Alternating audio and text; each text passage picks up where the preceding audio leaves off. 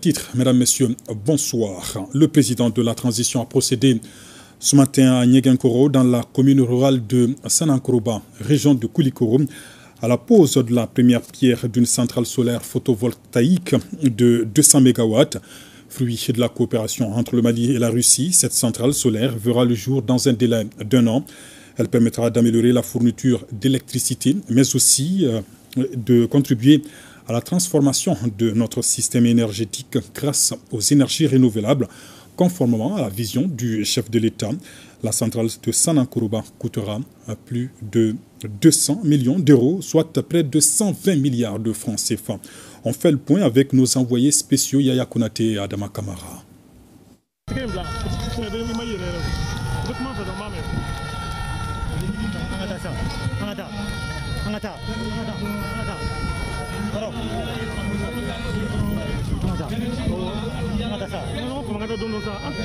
Journée ensoleillée dans la commune rurale de Sanankoroba. Un ensoleillement généralisé, surtout en cette période de canicule sur lequel le Mali compte désormais pour amorcer sa transition énergétique.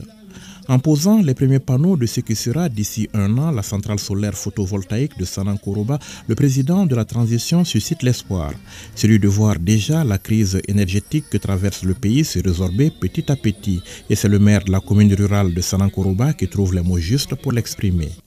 L'espoir est donc permis car nous ne sommes plus loin du bout du tunnel. Pour le moment, notre pays n'a pas de débouché à la mer, mais nous avons un grand débouché au soleil. Les énergies renouvelables ou énergies propres peuvent être un tremplin pour juguler la crise énergétique que nous traversons actuellement et diminuer ainsi la dépendance énergétique de notre pays au réseau extérieur. La centrale photovoltaïque de Sanankoroba constituera donc le point de départ de la transformation de notre système énergétique national grâce aux énergies renouvelables conformément à la vision du président de la transition, le colonel Assimi Goïta. Avec une puissance de 200 MW, elle permettra d'augmenter de 10% les capacités actuelles de notre pays en matière de production d'énergie. La future centrale de Sanankoroba est un champ solaire d'une puissance de 200 MW crête sur une superficie de 300 hectares. Elle comprendra des modules photovoltaïques bifaciaux installés sur des systèmes de trackers et dotés d'un système de stockage d'énergie de 20 MWh. Elle comprendra aussi un poste d'évacuation au niveau de la centrale, l'extension du poste 225-33 kV de Sanankoroba, une ligne de raccordement haute tension en 225 kV d'environ 11 km entre le poste d'évacuation de la centrale et le poste de raccordement en cours de réalisation. Et ensuite, l'aménagement définitif de la voie d'accès à la centrale sur 20 km à partir de la RN7.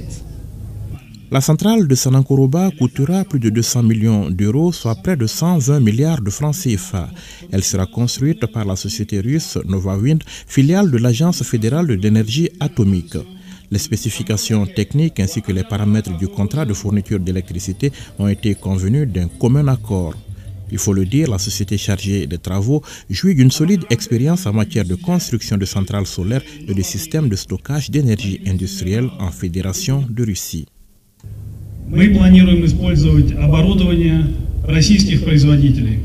Pour ce projet, nous prévoyons d'utiliser les équipements russes.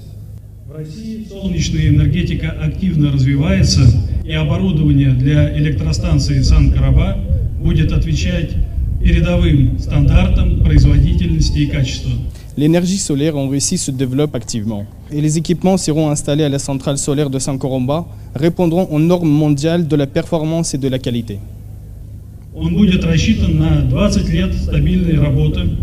Le projet est conçu pour une exploitation stable pendant 20 ans.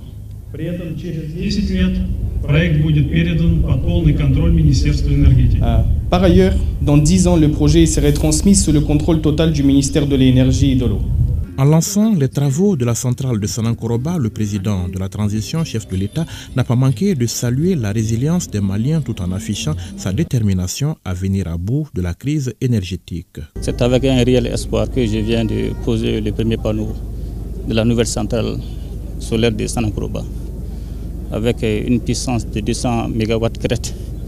Cette nouvelle centrale permettra d'augmenter la capacité de production qui est actuellement confrontée à d'énormes difficultés en termes de fourniture d'électricité.